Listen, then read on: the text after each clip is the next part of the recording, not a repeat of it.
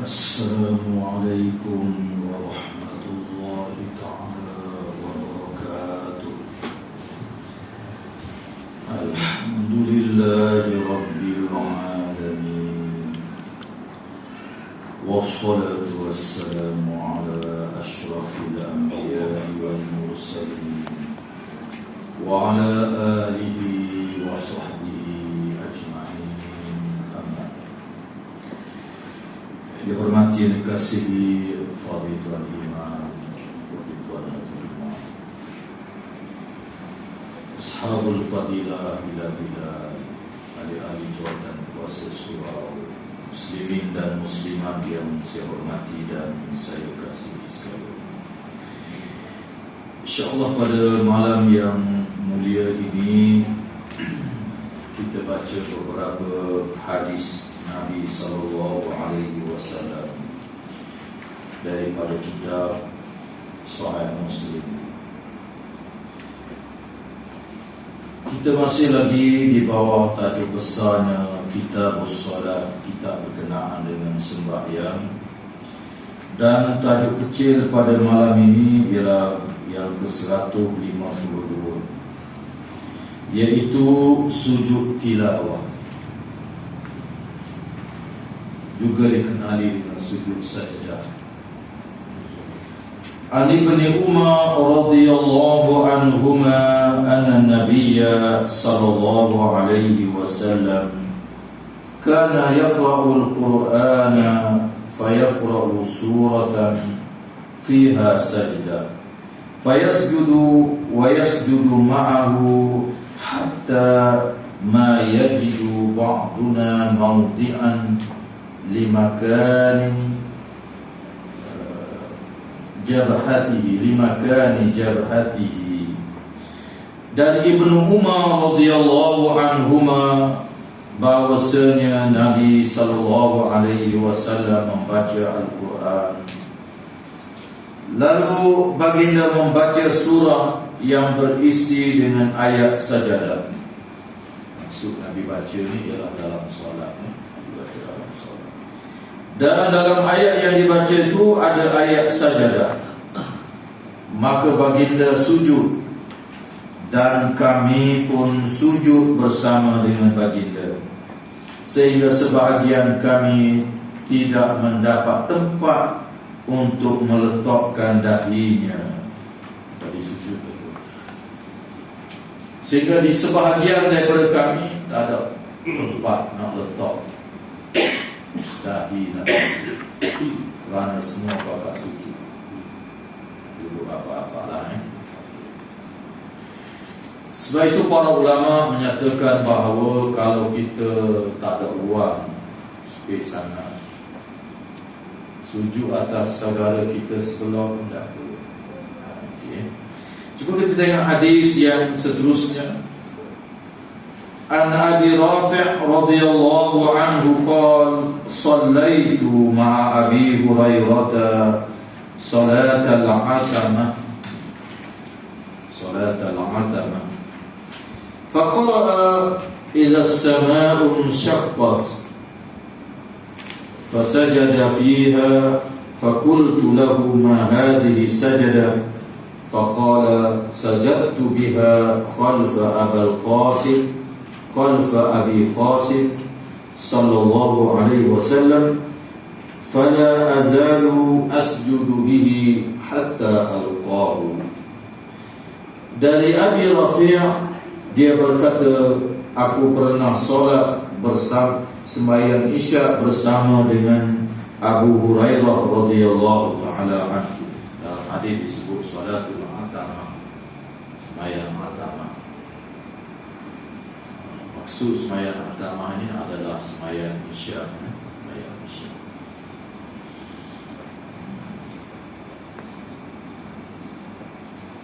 Kata Abu Rafi', seorang ulama tabi'in, aku pernah sembahyang bersama dengan Abi Hurairah radhiyallahu taala anhu.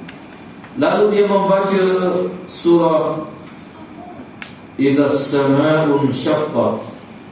Dia baca surah itu. Dan di tengah-tengah bacaan itu dia sujud. Kerana dalam surah ni ada ayat sajadah, dia sujud. Dan kami pun sujud, iaitu sujud tilawah. Baca surah sajadah lah, baca pada Jumaat ada ayat sujud lalu sujud. Kemudian setelah solat, aku tanyakan kepadanya, kepada Abi Hurairah, sujud apa itu tadi? Tadi sujud apa tadi? Daripada berdiri tu sujud, rokok tak ada, sujud apa? Dia menjawab, Abi Hurairah menjawab, aku sujud di tengah bacaan surah tersebut ketika aku solat yang diimani oleh Abi Al-Qasim, iaitu Rasulullah SAW. Maka aku sentiasa sujud di tengah bacaan itu hinggalah aku nanti bertemu dengan baginda sallallahu alaihi wasallam. Abi Hurairah semayang, ada ulama tabi'in ikut dia, lalu dia sujud apabila dia baca surah yang kita baca tadi. Lalu lepas semayang, ulama tabi'in ditanya Abi Hurairah sujud apa tadi. Lalu Abu Hurairah kata, aku pernah semayang di belakang Abi Qasim, iaitu gelaran kepada Nabi SAW, dipanggil Abi Qasim ataupun Abu Qasim kerana salah seorang anak Nabi nama Qasim, maka Nabi digelar dengan Abul Qasim, ayah Qasim.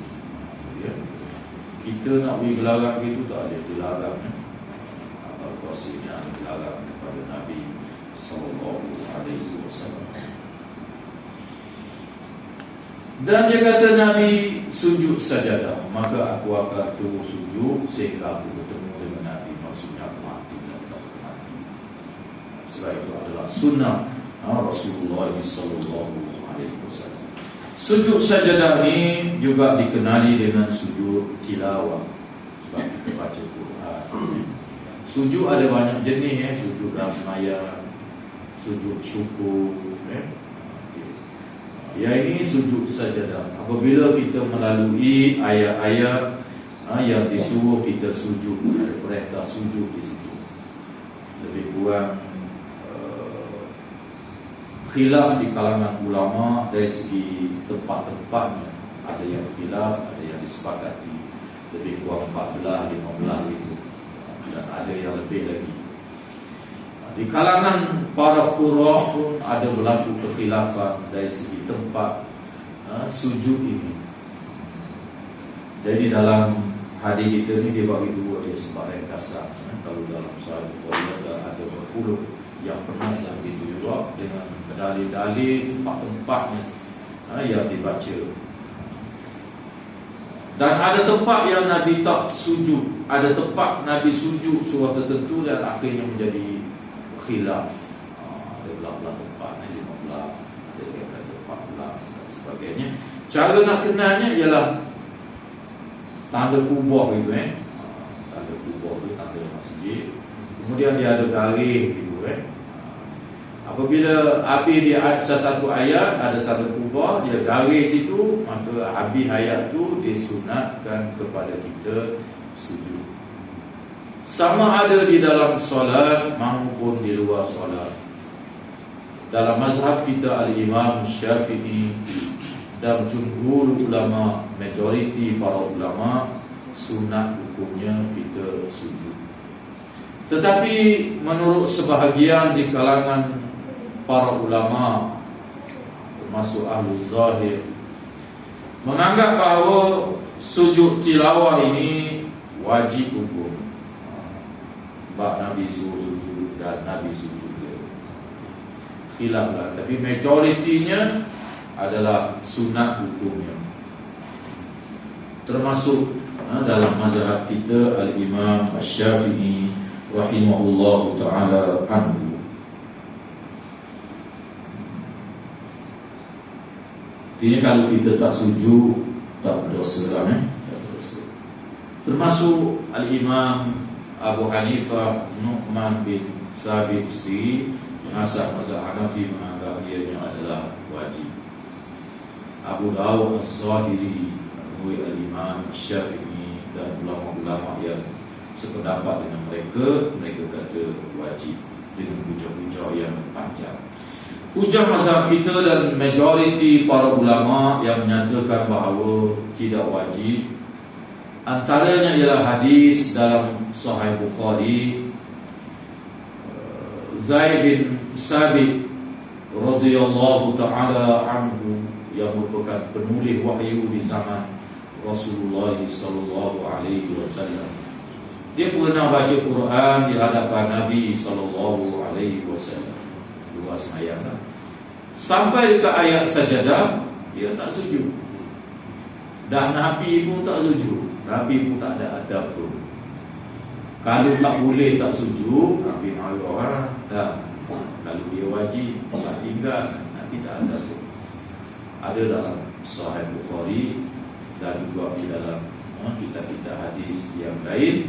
Maka perintah-perintah di dalam beberapa hadis Nabi SAW, para ulama asal kaedahnya al-amru lil wujub, sesuatu perintah itu menunjukkan kepada wajib. Tetapi jika sekiranya ada dalil-dalil lain yang memaling daripada makna wajib, maka perintah itu menjadi sunat. Antaranya kerana ada dalil-dalil bahawa ada orang baca ayat sajadah, dia tak sujud, Nabi tak ada adab. Maka inilah pegangan mazhab kita Al-Imam Syafi'i dan jumhur ulama, majoriti para ulama, hukum dia sunat. Dalam semayang baik, luar semayang baik. Ada di tengah ayat, ada di penghujung surah. Tengoklah. Jika sekiranya di penghujung surah, macam surah Iqra tu, kalau kita tengok di penghujung tu, dia ada tanda sajadah, ada kubur. Tapi di penghujung surah, para ulama menyatakan jika sekiranya surah yang macam ini yang boleh mengelirukan makmum, kalau kita nak sujud, kita kena beritahu pada makmum. Berlaku di satu surah dalam setahun dua yang lalu. Ucap kacir habis makmum, betul lah sembahyang tarawih. Jadi dia nak baca dua surah. Selepas Iqra tu dia turun sujud. Makmum ucap kacir dah habis surah dah. Lepas tu dia makmum, dia sambung surah selepas ni. Jadi pening makmum dah. Orang ingat ke api nak rokok biasa ni terus sujud. Makmum pun dah ahli situ boleh sujud sejadah. Jadi imam kalau nak sujud tempat-tempat yang mengelirukan ni, dia kena cari tahu lah. Kecuali tempat yang ma'ruf, yang semua orang tahu, macam surah sajadah yang dibaca pada pagi Jumaat, itu ayat-ayat lah. Pagi ni nak sujud sejadah kena alif lam itu, dia dah lah. Kecuali orang tak tahu juga tu, mana maaf lah. Pernah berlaku di satu masjid, dia tak biasa mari lah. Dia tak biasa mari masjid. Jadi mari betul hari Jumaat orang baca surah tu. Dia pergi kedai kopi, dia kata semayang pagi ni pelik subuh. Orang kata pelik apa tu? Ya tu 3 rakaat. Subuh 2 je. Orang usul main rupanya sujud sejadah. Jadi rakaat juga. Sebab dia tak biasa itu lain cerita. Nabi SAW apabila membaca ayat-ayat sajadah ini, menjadi kelazimannya Nabi sujud. Sebab itulah sebahagian para ulama menganggap ianya wajib. Dan Nabi SAW disebut di dalam hadis-hadis bahawa Nabi ada baca hari Jumaat surah Sajadah dan dia sujud. Ada baca Jadi dalam kitab fiqh kita, dia kata sunat pagi Jumaat ni membaca surah Sajadah kerana Nabi ada baca. Dan bukanlah bermakna Nabi baca surah tu semua tiap-tiap hari Jumaat. Kadang-kadang berlaku juga salah faham. Dia ingat Nabi baca gitu semua. Ada satu masjid memang dia baca begitu semua. Siapa nak curah butuh-butuh iman juga, orang lain tak ingat. Jadi macam seolah-olah macam wajib bukan begitu. Sebab itu sebahagian ulama mengatakan kalau kita baca begitu semua pun tiap-tiap pagi makruh hukumnya, menyalahi sunnah juga. Sebab Nabi bukan baca semua, tapi Nabi ada baca. Jadi kalau kita ikut tu boleh pahala lah. Tapi bukanlah maknanya setiap Jumaat setahun tak berhenti sekali baca semua dah. Sebab itu di negara-negara Arab pun dia bukan baca semua juga. Hatta Masjidil Haram, Masjid Nabawi, kalau kita di umrah, di haji, kita tengok hari Jumaat, tinggal tu baca sejadah, tak baca pun. Dah ke Madinah, di Syria, ke mana-mana. Tidaklah makna sepanjang tahun tu hari Jumaat tak baca sejadah aja. Dah Nabi ada baca. Itu dia. Surah-surah lain pun Nabi ada baca waktu subuh ni, termasuk hari Jumaat. Banyak surah-surah. Bahkan Al-Quran 30 juzuk ni Nabi ada baca ke dalam sembahyang.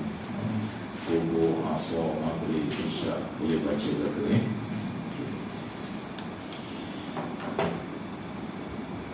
Dan cara sujud ini, jika sekiranya di dalam solat macam kita biasa buatlah, bila sampai ke ayat sejadah tu, habis ayat tu kita turun sujud, tak rokok lah. Bacaannya sebagaimana yang kita baca tu lah, sajadah wajib ke akhir. Ada beberapa bacaan yang datang dari Nabi SAW boleh baca tu. Nak baca dalam sujud biasa tu pun boleh. Tak baca pun tak apa, sunnah. Nanti tak bermari semayangnya ada sujud sejadah, tak ingat bacaan dia tu, sunnah dia. Sujud tu sendiri pun sunnah. Jadi kita terus turun sujud. Lepas kita sujud dalam beberapa waktu macam biasalah, macam kita sujud biasa, kita bangun, tersambung balik bacaan ayat Quran. Itu kalau dalam solat. Jika sekiranya di luar solat, kita melalui ayat-ayat Al-Quran ini, kita baca di luar sembahyang, di rumah kita bersurat ke, ada tanda kubah tadi, ada tanda garisan sujud sejadah tadi. Dalam Quran ni saya tengok yang khilaf ulama ni dia tanda lagi. Jadi banyaklah. Mazhab kita pun tanda, mazhab lain pun tanda lagi. Jadi banyaklah dalam Quran. Jadi kita dengan syarat kalau di luar semayang kita kena ada air semayang. Kita bersih dari najis pakaian kita, tempat kita, dan kita menutup aurat. Syarat menghadap kiblat, takbir nak sujud Allahu Akbar, keadaan duduk, lepas tu Allahu Akbar kita sujud. Bacaan dalam sujud sajadah biasa, bacaan-bacaan yang lain. Kemudian Allahu Akbar, kita bangkit bersujud, Assalamualaikum warahmatullahi wabarakatuh. Macam sujud syukur juga. Sujud syukur apabila kita dapat sesuatu pengkhabaran yang mengembirakan. Nabi ada buat sabit dengan hadis. Termasuk dalam kitab Bulughul Maram ada sebut ketika Sayyidina Ali balik daripada Yaman, Nabi duduk di Masjid Nabawi. Sayyidina Ali mengkhabarkan bahawa penduduk-penduduk Yaman menerima Islam dengan baik. Tak perang, tak apa, masuk Islam. Nabi apabila dengar berita itu, dia duduk dalam Masjidil Haram, dia terus menghadap kiblat, dia sujud syukur, terima kasih kepada Tuhan, puji pada Allah kerana penduduk Yaman memeluk Islam dengan baik. Banyak hadis-hadis Nabi sebut, dan kita telah baca dalam Sahih Muslim ni, al-imanu Yaman. Nabi kata iman ini orang Yaman. Walaupun hadis ini berlaku penafsiran yang banyak di kalangan para ulama, tetapi majoriti para ulama merujuk kepada negara Yaman itu sendiri. Sebabnya orang Yaman ini menerima Islam dengan begitu mudah. Tak tengok pun Nabi, para sahabat je pergi beriman tu. Berbanding dengan Mekah kena perang, Taif kena perang, beberapa kabilah Arab kena perang baru masuk Islam. Walau bagaimanapun sebahagian ulama mengatakan bahawa sebab hari ini Nabi bertutur acak kali. Antaranya ketika peperangan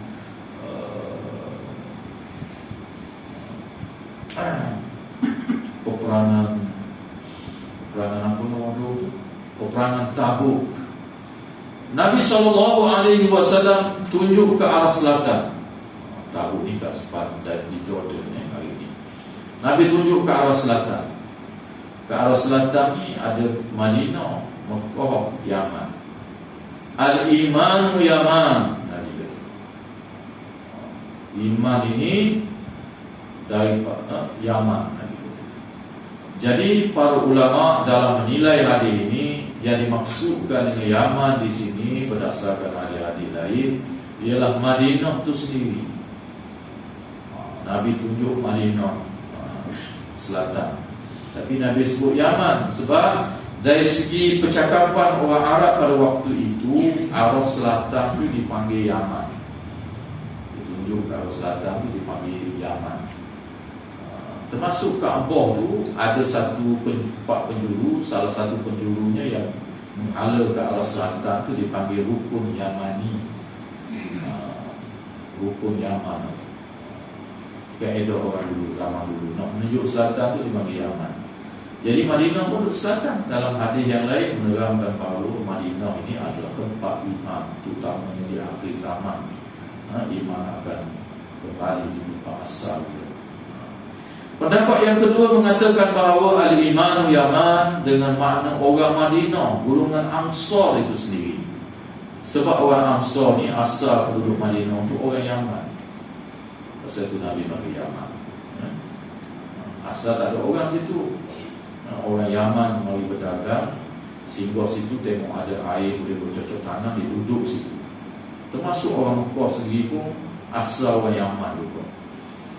Asal semua marinya Siti Hajar dengan Ismail, dia Nabi Ibrahim nak letak situ.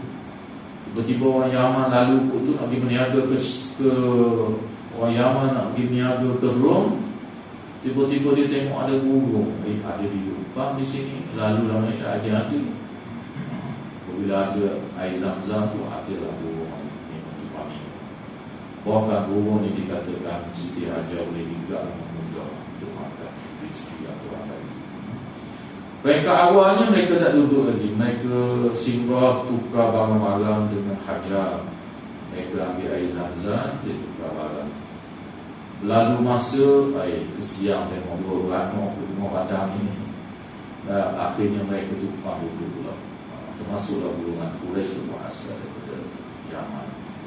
Tetapi menurut jumhur ulama, majoriti ulama hadis, Yaman ni Yaman sungguh. Sebab dalam hadis yang lain ketika di Madinah, Nabi kata nanti orang Yaman akan datang. Al-imanu Yaman, Nabi kata iman ni Yaman. Okey. Maka tak berlama kata mari suruh orang Yaman. Maka majoriti para ulama berhubung dengan hadis al-iman Yaman adalah merujuk kepada orang-orang Yaman. Okey. Pasal itu balik kepada hadis kita.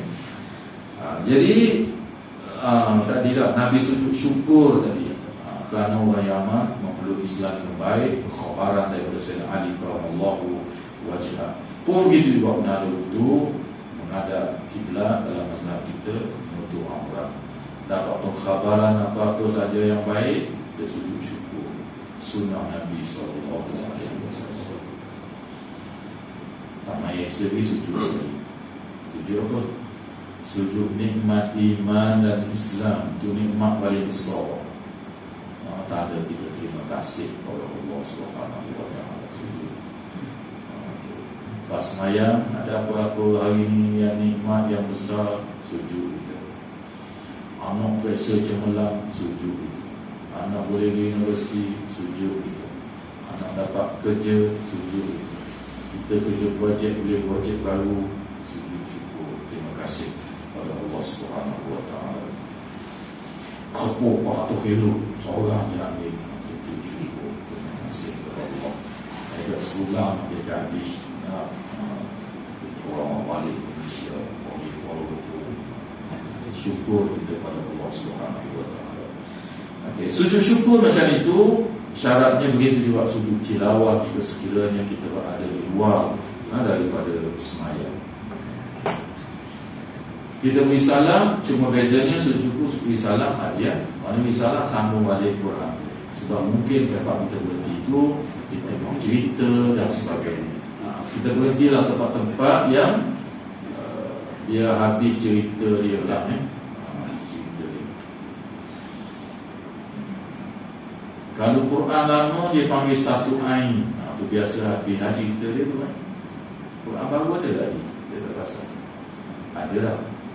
Dia panggil satu ain, dia tulis ain tepi Quran lama ataupun hizib. Hizib ada dia tulis hizib tepi tu kan, tepi Al-Quran mushaf kita itu pun tempat-tempat berhenti yang cantik lah habis surah tu rasa ayat lah. Okay. Tempat habis juzuk, habis hizib, habis ain, itu adalah tempat-tempat yang baik sujud tilawah Sampai itu saja kuliah kita pada malam ini. Adik-adiknya tak banyak, tetapi rumusannya begitulah. Kita disunatkan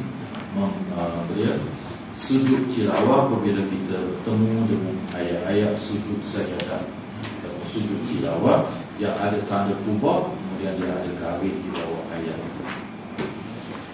Kemudian saya lihat dalam grup WhatsApp kita ada beberapa soalan pada malam ini.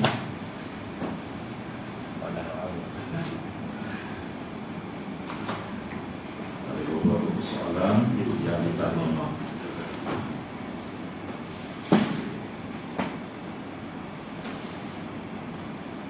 Soalan yang pertama, kenapa orang yang meninggal dunia ni biasanya mata dia terbuka? Ada tak tutup? Saya tengok ada orang jawab dah, setelah saya jawab juga sebab jawab bangsa tak betul lah.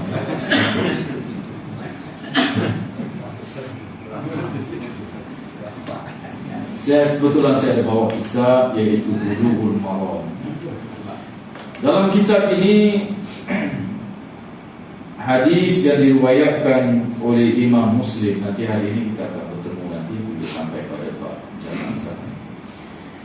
An Ummi Salamah radhiyallahu anha qalat dakhala Rasulullah sallallahu alaihi wasallam ala Abi Salamah radhiyallahu anhu ila akhir hadis. Hadis ini panjang. Di mana Nabi SAW apabila dengar Abu Salamah meninggal dunia, Nabi SAW pergi dan Nabi sudah mendapati bahawa mata dia dalam keadaan terbuka. Mata Abu Salamah dalam keadaan terbuka. Lalu Nabi SAW menutupnya. Hadis Sahih Muslim dan juga hadis yang lain. Lalu Nabi SAW menyebut bahawa mata seseorang itu akan melihat rohnya apabila rohnya keluar. Roh keluar ke mulut ke hidung, roh keluar, dia akan tengok roh itu. Sebab itu mata dia dalam keadaan terbuka. Para ulama menyatakan bahawa menjadi sunnah kepada Rasulullah SAW. Bagaimana yang hari yang saya baca tadi, kita taklah menutup mata, jangan Allah terbuka gitu. Tutup. Sunat hukumnya kita menutup. Jika sekiranya dalam kitab-kitab fiqh, jika sekiranya kebetulan mati lama sikit, mati lama, kita baru sedar hari yang meninggal, orang duduk seorang, tak ada orang ziarah, tak ada apa, mati seorang. Sebab itu hukum ziarah ni fardu kifayah. Ziarah orang sakit fardu kifayah. Kalau tak ada seorang pergi ziarah orang yang sakit, dia duduk seorang itu, berdosa habis satu kampung. Jiran-jiran paling utama pergi ziarah dia. Ada yang mati sampai 2-3 hari ya. Orang kubur warna dah tengok lama, tengok akak pergi tengok mati.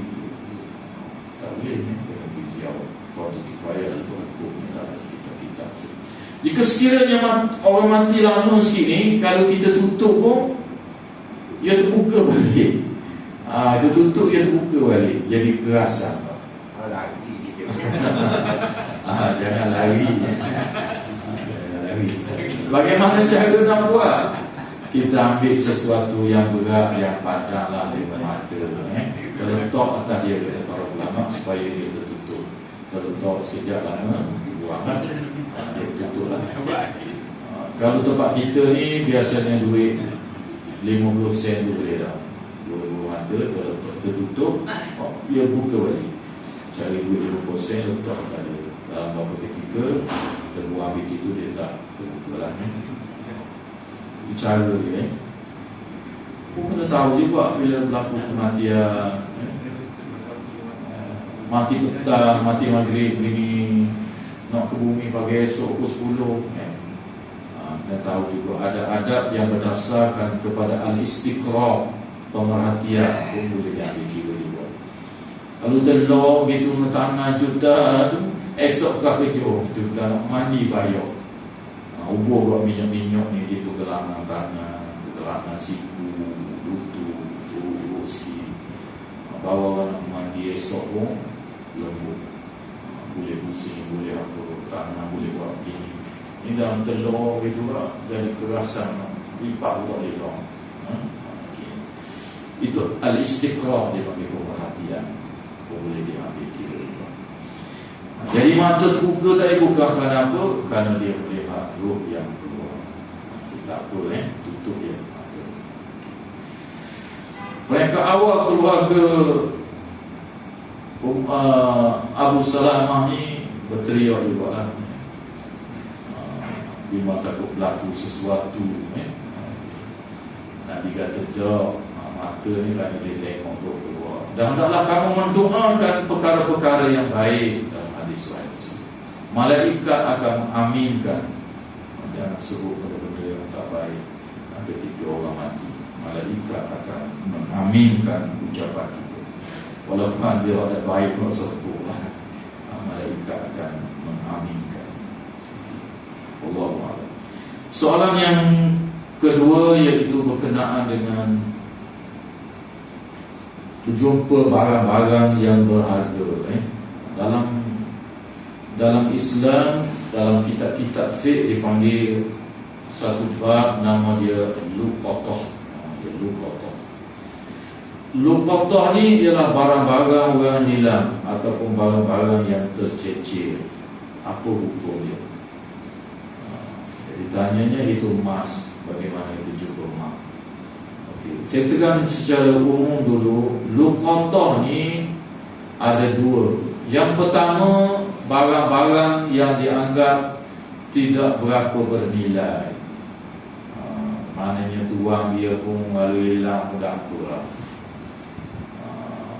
Dalam hadis-hadis, antaranya dalam riwayat Abi Daud disebut bahawa macam tali, macam tungkar dan benda-benda yang seumpama itu terjumpa jalan dan sebagainya, log itu guna dia tak, benda itu boleh ambil manfaat, kita boleh ambil dan boleh guna.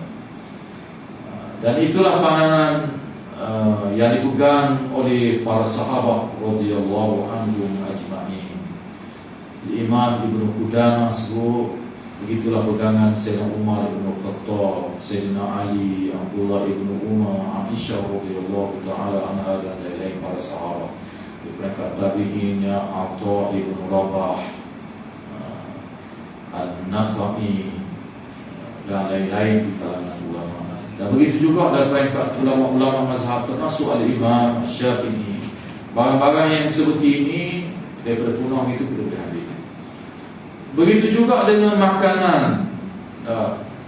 Orang pasar cuek tanya saya, macam mana dia beli kuih Pak Tika, Naibak, Peka Ubi, Akok. Yang dibeli-beli bayar ya tinggal.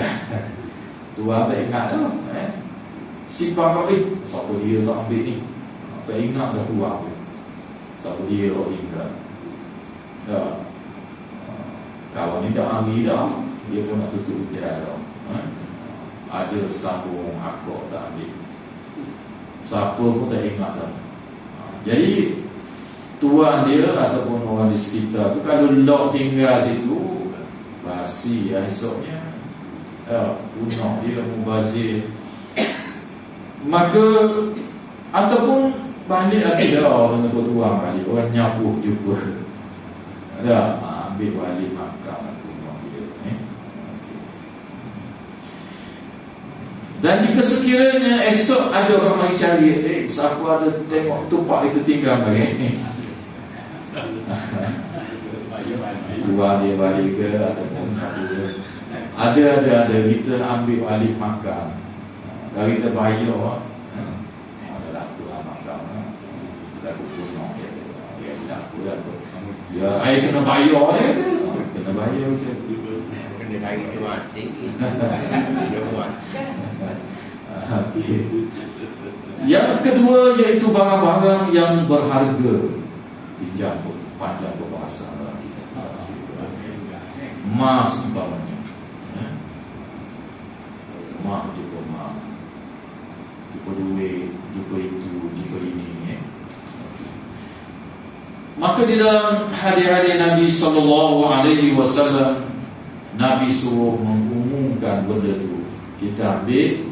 Kalau kita rasa kita amanah, kata para ulama, boleh ambil. Kalau memang takut punah dah hilang benda tu, wajib kita ambil. Jangan biar begitu cuba dia jahat ambil. Rumah ya. Ambil. Kita sebagai pemegang amanah Islam ini suruh jaga harta, suruh jaga nyawa. Maka barang tadi kita ambil dan kita kena umum, bukan hak kita tak boleh ambil.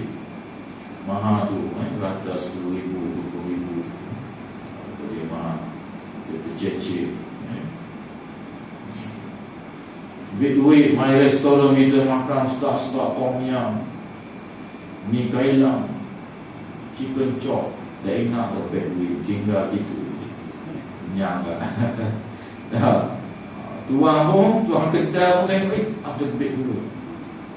Siapa dia tuan pun tahu. Dalam kat menalang tak ada, aku tak ada. Emas tu ada dalam.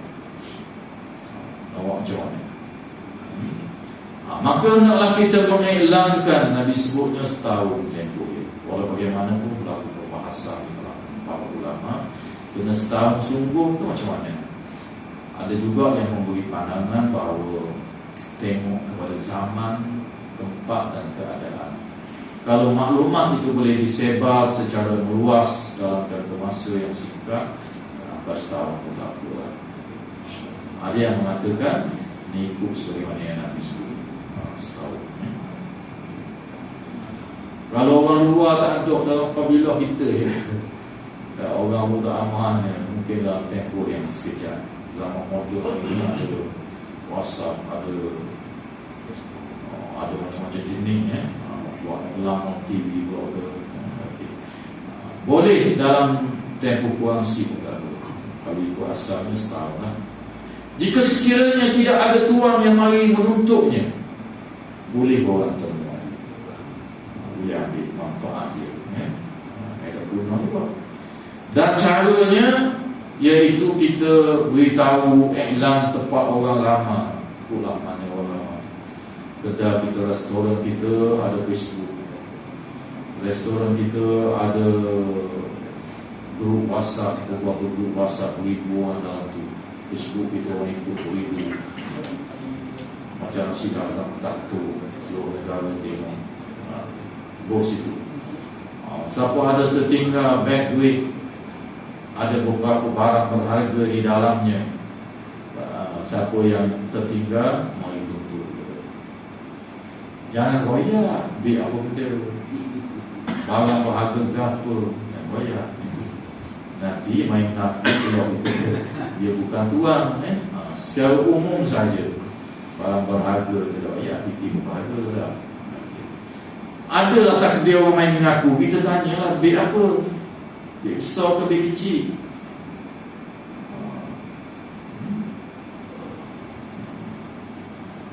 Dia kata beg duit kecil je besar ni. Tapi beg mahal juga dia kata ni. Mont Blanc beg 1000 stay dia tu. Beg pun mahal juga. Pakai jenama lah ni. Kita tu orang kena beg besar. Ayat tu kita tu bukan tinggal ni beg besar dia. Dia wayak kawan dia tu tuan kita tu besar dia tanya. Saya ada tinggal tuan kita tanya buat soalan objektif beg besar ke beg kecil? Beg besar. Dia saya tanya pula dekat apa ada dalam kepala dia kalau dia bukan tuan lah. Dia ada dalam ada cicing. Bukan optika ni tak ada cicing gitu. Habis kita mari orang lain pula, kita tanya pula ke dia. Kalau dia ada tinggal gelang dalam beg tu, payah nak makan berkacang ni, buang pun dalam beg. Banyak makanan depan ni buang. Gelang lagu mana? Dia tanya pula. Kalau dia cerita detail, gelang ni gelang sipu, gelang lebih kurang tuang dia tahu nama-nama gelang Rata Kolam Maya, gitu gini. Ia sungguh tak dia kata tak ada orang main itu. Ada mari tak betul belaka. Pelawak belaka. Sampai setahun kita boleh ambil manfaat benda yang berharga itu yang tinggi atau tinggal. Kita boleh ambil manfaat. Katakanlah kita jual apa begitu gini, modal niaga.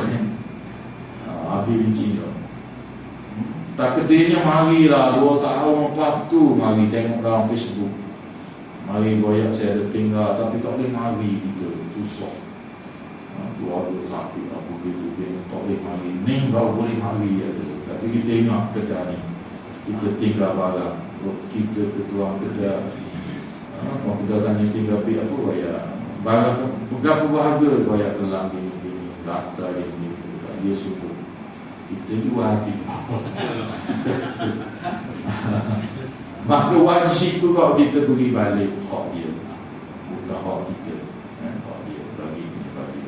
Dah hampir ada jual, nilai dia, bayar nilai dia. Nilai dia licin juga dengan nilai-nilai. Licin pun tak ada dah, dia angkat sebagai hutang, bayar lah. Kalau tak mari terus, boleh kita ikutlah benda-benda yang tinggal tu yang boleh kita bermanfaat, boleh kita mengambil manfaatnya. Okay. Motor tinggal, ada orang beli dah, dia kat DPJ tahu selalu. Benda-benda yang seperti tadi adalah kita istirahat di masjid, di tempat yang diketahui umum. Okay. Ya, tengah jalan tu menjual masjid-masjid berdekatan. Melang kalau tak ada juga boleh kita lah. Cicing satu dia je yang jual boleh. So, ya. Sekarang ni asalnya dia branded. Jadi kita simpan lama-lama jadi 500 cukup. Sikit-sikit nanti orang masuk kita tanya. Tak tahu apa. Dalam duit tu kita atau ke surau. Kalau tak ada kita nak beri ke surau sedekah tanah orang tuan dia, tak apalah. Betul lah tak mari subuh, tak apalah. Kita mari. Ada pas sudah. Tak ada pas sudah tak apa. Duit tu kalau kita nak guna untuk kita pun boleh. Kita nak sedekah atas surau, nak yatim, fisabilillah, kita niat supaya pahalanya sampai pada tua dia, itu lagi baik. Kita tak guna kita guna pun dari segi syarak boleh. Jumpa dua tu yang melak dia lah. Tahu dia dah. Mata ada lagi sambung. Gitu juga berlaku. Lepas tu orang curi masuk Islam. Mau kita simpan. Nanti mahal. Mencuri pula Pak. Ini dia. Boleh orang curi dah lah. Sebab seolah-olah macam dia curi duit kita je lah. Hilang kita je lah. Tapi kalau tuan dia mari tuntut, kita kata curi orang. Dia kata, mungkin bayar macam dalam jagaan kita sebaik-baiknya kita bayar orang. Soalan yang ketiga, soalan yang ketiga iaitu kita pergi masjid lewat tidur ke apa. Tak terlelap pergi, orang baca khutbah dah. Boleh tak kita nak sembahyang sunat? Sembahyang sunat sini, sembahyang sunat tahiyatul masjid lah. Nabi kata tahiyatul muslim assalamualaikum. Penghormatan kepada seorang muslim assalamualaikum. Tahiyatul masjid rakaatain. Menghormati masjid sembahyang 2 rakaat. Jadi pada asasnya walaupun hadir-hadir banyak, Nabi suruh dengar khutbah, jangan buat benda lain. Kata pada orang supaya diam pun jadi sia-sia. Artinya walaupun tak boleh pada asasnya, semayang, zikir, baca Quran. Baca Quran boleh, tapi Nabi suruh dengar khutbah. Paling sebahagian kata haram, sebahagian kata makruh. Tak payahlah dilarang. Tetapi berkenaan dengan sembahyang sunat tahiyatul masjid ni ada perbahasan yang panjang di kalangan para ulama, hujah-hujah yang panjang. Saya sebut secara ringkas insya-Allah. Di mana ada hadis-hadis yang Nabi menyuruh sahabat sembahyang, yang mari lewat tak sembahyang lagi. Nabi tengah khutbah. Dalam satu riwayat hadis-hadis ini banyak. Antaranya ialah satu hari seorang masuk masjid, Nabi tengah khutbah dah. Nabi tengah khutbah. Nabi tanya pada dia ni mari dalam keadaan compang-camping. Baju dia pun tak tahu, baju dia mau cari sana sini. Nabi kata, mari duduk. Nabi suruh bangun, semayang 2 rakaat. Nabi tanya, lu semayang dah? Dia kata, tak. Semayang 2 rakaat. Nabi berhenti baca khutbah. Nabi suruh tengok orang. Lepas dia sudah semayang, dalam hadis Sahih Muslim kita tak bertemu, Nabi suruh semayang dalam secara ringkas. Nabi wajib dia jangan semayang baca surah Al-Baqarah kat atas. Dia ambil wajib dia, kena dengar khutbah sebab tu. Semayang kotor ke saja dengar ni, nak mayat qadha, aku tak boleh kau. Kena dengar khutbah. Itu keutamaan fiqhul awlawiyat, keutamaan masa khutbah kita dengar. Walaupun mayat qadha tu molek, baca Quran tu molek, Nabi suruh dengar khutbah. Kecuali semayang sunat tahiyatul masjid, menghormati masjid. Jika sekiranya kita mari khutbah nak habis dah, nak mayang dah, ceramah dah, anggarannya kalau dia semayang tak pedang takbiratul ihram bersama dengan imam, kita jangan semayang sunat tahiyatul masjid. Kita berdiri je, tunggu orang qamat semayang Jumaat selalu. Jangan duduklah ni, sebab menghormati masjid, jangan duduk semayang. Tapi kita nak semayang, tak dapat kelebihan takbiratul ihram bersama imam, diri je kita tunggu sehingga yang dihormatkan baru kita semayang. Hadis yang saya sebut tadi berlaku perbahasan di kalangan para ulama. Mazhab kita Al-Imam Syafi'i dan ulama-ulama yang sependapat dengan Imam Syafi'i mengatakan sunat semacam kita sembahyang, sunat tahiyatul masjid. Walaupun kita mari lewat, jangan duduk sehingga kita sembahyang. Boleh sembahyang sebab ada hadis-hadis yang saya sebut tadi antaranya. Tetapi sebahagian di kalangan para ulama, antaranya mazhab Maliki dan ulama-ulama yang sependapat dengannya, dia anggap tak boleh juga sembahyang sunat tahiyatul masjid pun tak boleh. Yang lain kau tak lagi masuk sembahyang sunat tahiyatul masjid.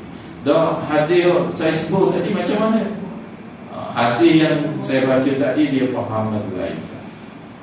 Dia kata yang Nabi suruh dia bangun ni semayang ni bukan suruh semayang sungguh, tapi nak suruh para sahabat tengok orang ni.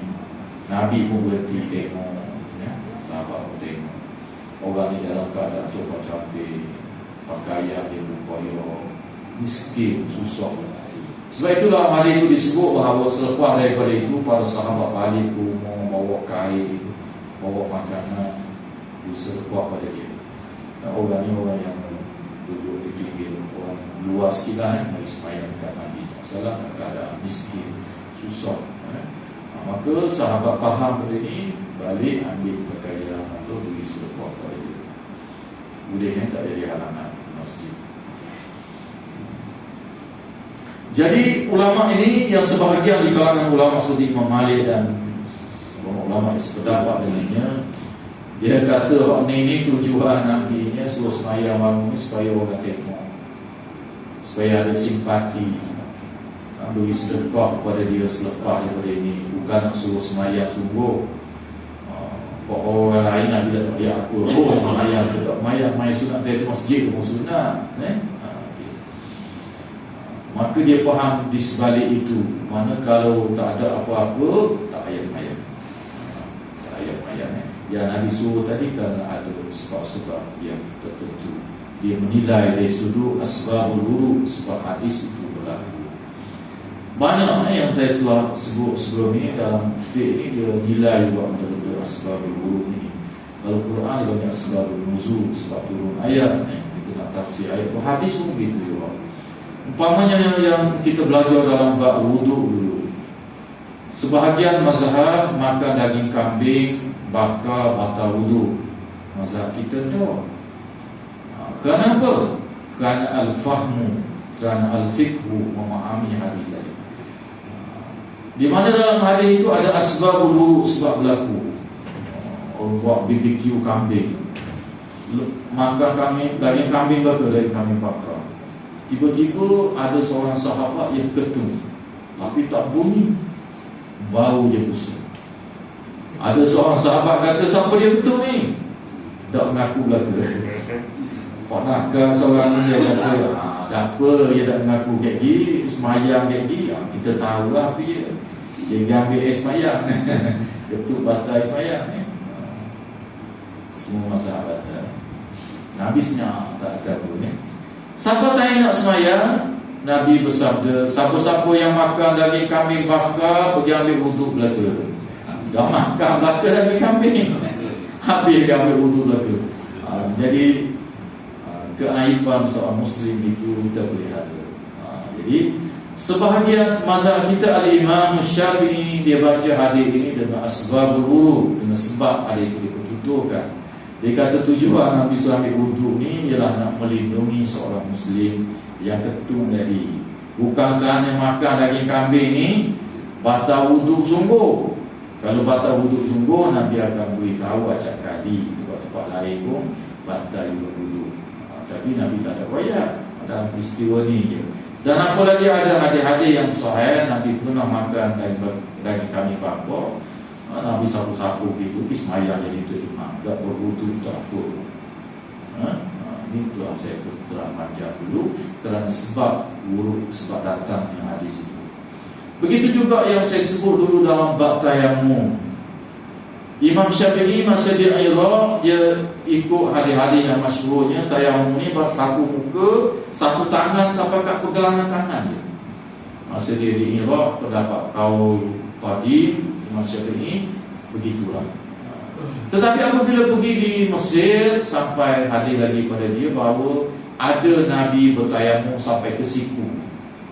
Maka Al-Imam Syafi'i memahami hadis-hadis sampai kat pergelangan tangan ni, nak goyak dia adalah mudah je, bukan suruh buat begitu, tapi nak goyak bertayamum ni mudah. Iaitu hadis Ammar bin Yasir, dalam satu perjalanan dia berlaku janabah, air tak ada, hadap sawah, dia guling dalam pasir. Balik dia wayak ke Nabi. Nampak dia buat ni, Nabi kata bukan begitu tayamum. Tayamum ni Nabi kata tepuk sapu muka, tepuk sapu tangan, buat gini je, Nabi kata. Setengah tu sampai kat pergelangan tangan sebut, setengahnya Nabi tunjuk dia begitu, pergelangan tangan.